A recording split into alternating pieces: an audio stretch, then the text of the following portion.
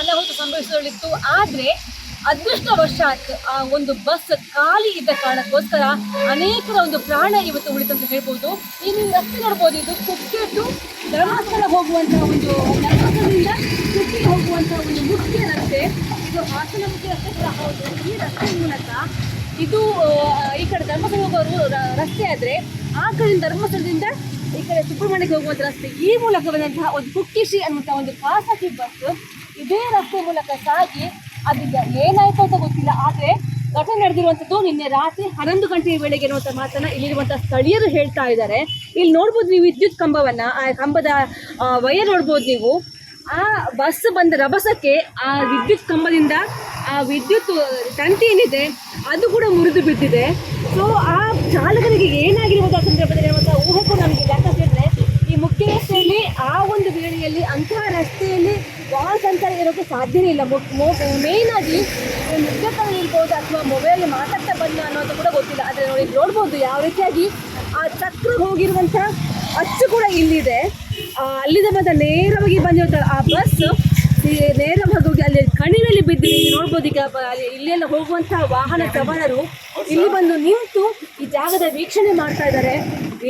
ಇಲ್ಲಿಯ ಒಂದು ಘಟನೆ ನೋಡುವಾಗ ನಿಜಕ್ಕೂ ಕೂಡ ಅಷ್ಟೊಂದು ಭಯ ಆಗ್ತಾ ಇದೆ. ಒಂದು ವೇಳೆ ಆ ಬಸ್ಸಲ್ಲಿ ಪ್ರಯಾಣಿಕರು ಇದ್ದಿದ್ದೆ ಆದಲ್ಲಿ 50ಕ್ಕೂ ಹೆಚ್ಚು ಮಂದಿ ಒಂದು ಪ್ರಾಣವನ್ನು ಕಳ್ಕೊಳ್ಳುವಂತಹ ಒಂದು ಸ್ಥಿತಿಯಲ್ಲಿ ಏರ್ಪಾಡಾಗಿತ್ತು. ನೋಡ್ಬೋದು ಆ ಒಂದು ಸುಬ್ರಹ್ಮಣ್ಯ ಅನ್ನುವಂಥ ಒಂದು ಖಾಸಗಿ ಬಸ್ ನೇರವಾಗಿ ಪ್ರಪಾತಕ್ಕೆ ಬಿದ್ದಿದೆ. ಇದು ಗುಂಡಿಯ ಹೊಳೆ ಮುಖ್ಯ ಬಂದಂತ ಆ ಬಸ್ ಇಲ್ಲಿ ನಿಯಂತ್ರಣ ತಪ್ಪಿ ನೇರವಾಗಿ ಪ್ರಪಾತಕ್ಕೆ ಬಿದ್ದಿದೆ. ಇಲ್ಲಿ ಇನ್ನೊಂದು ಅಂತ ಹೇಳಿದ್ರೆ ಆ ಚಾಲಕ ಆ ಬಸ್ ಕೆಳಗೆ ಬೀಳುವ ಸಂದರ್ಭದಲ್ಲಿ ಆ ಕಿಟಕಿಯಿಂದ ಹಾರಿ ಕೆಳಗೆ ಬಿದ್ದಂಥ ಸಂದರ್ಭದಲ್ಲಿ ಕಲ್ಲಿನ ಅಡಿಗೆ ಬಿದ್ದು ಅದರ ಮೇಲೆ ಬಸ್ ಹೋಗಿ ಆ ಚಾಲಕ ಸ್ಥಳದಲ್ಲೇ ಮೃತಪಟ್ಟಂತಹ ಘಟನೆ ಕೂಡ ನಡೆದಿದೆ. ಈ ನೋಡ್ಬೋದು ಇಲ್ಲಿರುವಂಥ ಆ ಕಡೆ ಈ ಕಡೆ ಹೋಗುವಂಥ ವಾಹನ ಸವಾರರು ಕೂಡ ಇಲ್ಲಿ ಬಂದು ಈ ಸ್ಥಳವನ್ನು ವೀಕ್ಷಣೆ ಮಾಡ್ತಾ ಇದ್ದಾರೆ. ಎಲ್ಲೂ ಕೂಡ ಹೇಳ್ತಿರುವಂಥದ್ದು ಈ ರೀತಿ ಆಗುವಂಥ ಸಂಭವ ಇಲ್ಲಿ ಯಾಕಾಯಿತು ಅಂತ ಹೇಳಿದ್ರೆ, ಒಂದು ಇಲ್ಲಿ ತಡೆಗೋಡೆ ಕೂಡ ಇಲ್ಲ, ಇಲ್ಲಿ ಕೆಲವೊಂದು ಕಾಮಗಾರಿ ಕೂಡ ಆಗ್ತಾ ಇದೆ. ಹಾಗಾಗಿ ಆ ಒಂದು ವಾಹನ ಚಲಾಯಿಸುವಂತಹ ಚಾಲಕನಿಗೆ ನಿಯಂತ್ರಣ ತಪ್ಪಿ ನೇರವಾಗಿ ಬಂದು ಈ ಪ್ರಪಾತಕ್ಕೆ ಬಿದ್ದಿರುವಂತಹ ನೋಡ್ಬೋದು. ಇಲ್ಲಿ ಮರ ಕೂಡ ಇತ್ತು, ಆ ಮರ ಕೂಡ ಸಣ್ಣ ಪುಟ್ಟ ಮರ ಗಿಡ ಇತ್ತು, ಅದು ಕೂಡ ಇಲ್ಲಿ ಮುರಿದು ಬಿದ್ದಿದೆ. ಯಾವ ರೀತಿ ಅಂತ ಇದು ಊಹೆ ಮಾಡಲು ಸಾಧ್ಯ ಆಗ್ತಿಲ್ಲ. ಅಂತಹ ಒಂದು ಇಲ್ಲಿ ಘಟನೆ ನಡೆದಿರೋ ಅಂತ ಹೇಳ್ಬೋದು. ಆ ಚಾಲಕ ಭರತ್ ಅನ್ನುವಂತಹ ವ್ಯಕ್ತಿ ಸ್ಥಳದಲ್ಲೇ ಮೃತಪಟ್ಟಿದ್ದಾನೆ. ಇದು ನಿರ್ವಾಹಕ ಎಲ್ಲಿದೆ ಅಂತ ಯಾರಿಗೂ ಕೂಡ ಗೊತ್ತಿಲ್ಲ. ಈಗ ನಮ್ ಜೊತೆ ಈ ಘಟನೆ ಬಗ್ಗೆ ಸಂಪೂರ್ಣ ಮಾಹಿತಿ ಇರುವಂತಹ ಒಬ್ಬರು ಸ್ಥಳೀಯರು ಇಲ್ಲಿದ್ದಾರೆ ಜೊತೆ ಮಾತಾಡೋಣ. ಸರ್, ಆಕ್ಚುಲಿ ಈ ಘಟನೆ ರಾತ್ರಿ ವೇಳೆ ನಡೀತು ಅಂತ ನೀವು ಹೇಳ್ತಾ ಇದ್ದೆ. ಆಕ್ಚುಲಿ ಇಲ್ಲಿ ಏನಾಗಿರ್ಬೋದು ಅಂತ? ರಾತ್ರಿ ಸಾಧಾರಣ ಒಂದು 12 ಗಂಟೆ ಸಂದರ್ಭದಲ್ಲಿ ಸ್ಥಳೀಯರಿಗೆ ಗಾಡಿ ಬಿದ್ದ ಸಂದರ್ಭದಲ್ಲಿ ದೊಡ್ಡದಾಗಿರತಕ್ಕಂಥ ಒಂದು ಶಬ್ದ ಬಂತು. ತಕ್ಷಣ ಬಂದು ನೋಡಿದಾಗ ಯಾರಿಲ್ಲ, ಅಂದರೆ ಬಸ್ಸಲ್ಲಿ ಪ್ರಯಾಣಿಕರಿರಲಿಲ್ಲ. ಹುಡುಕಾಡಿದಾಗ ಟಾರ್ಚ್ ಆಗಿ ಹುಡುಕಾಡಿದಾಗ ಗಾಡಿನ ಟೈರ್ನ ಅಡಿ ಬದಿಯಲ್ಲಿ ಕಲ್ಲಿನ ಬದಿಯಲ್ಲಿ ಡ್ರೈವರ್ನ ಡೆಡ್ ಬಾಡಿ ಮತ್ತು ಅದರಲ್ಲಿ ಇರ್ತಕ್ಕಂಥ ನಿರ್ವಾಹಕ ಇಲ್ಲಿ ಸ್ಥಳದಲ್ಲಿ ಇರಲಿಲ್ಲ. ಆ ಸಂದರ್ಭದಲ್ಲಿ ತಕ್ಷಣ ಆಂಬ್ಯುಲೆನ್ಸ್ಗೆಲ್ಲ ಕರೆ ಮಾಡಿ ಬಾಡಿಯನ್ನು ನೋಡಿದ್ವಿ.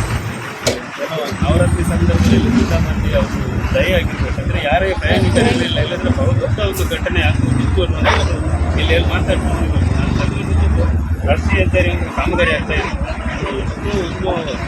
ಇನ್ನೂ ಆಕಾರದಲ್ಲಿ ಒಂದು ಟರ್ನಿಂಗ್ ಪಾಯಿಂಟ್ ಕೊಟ್ಟಿದ್ದಾರೆ ಅಂತ ಹೇಳಿದರೆ ಅದಕ್ಕೆ ಕಾರಣ ಅದೇ ಅಂತ ಹೇಳ್ತಿದ್ದೆ. ಯಾಕಂದರೆ ಇನ್ನೂ ಒಂದು ಪ್ರದೇಶದಲ್ಲಿ ಈ ರೀತಿ ಟರ್ನಿಂಗ್ ಕೊಟ್ಟರೆ 100% ಡಾಕ್ಟರ್ ಆಗ್ತದೆ ಅನ್ನುವಂಥದ್ದು ಸ್ಥಳೀಯರ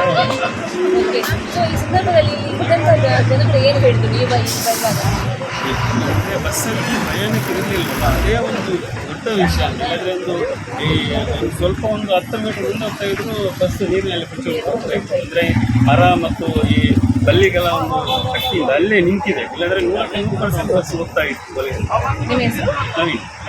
ಯಾವುದೇ ಓವರ್ ಸ್ಪೀಡ್ ಹೋಗುವಂತ ಕೆಲಸವನ್ನ ಮಾಡದೆ ಜಾಗರೂಕತೆಯಿಂದ ಹೋದ್ರೆ ಅವರ ಪ್ರಾಣವನ್ನು ಉಳಿಸಬಹುದು. ಅದೇ ರೀತಿ ಇಂಥ ಒಂದು ಘಟನೆ ನಡೆಯೋದು ಕೂಡ ತಪ್ಪಿಸಬಹುದು ಅಂತ ಹೇಳ್ಬೋದು.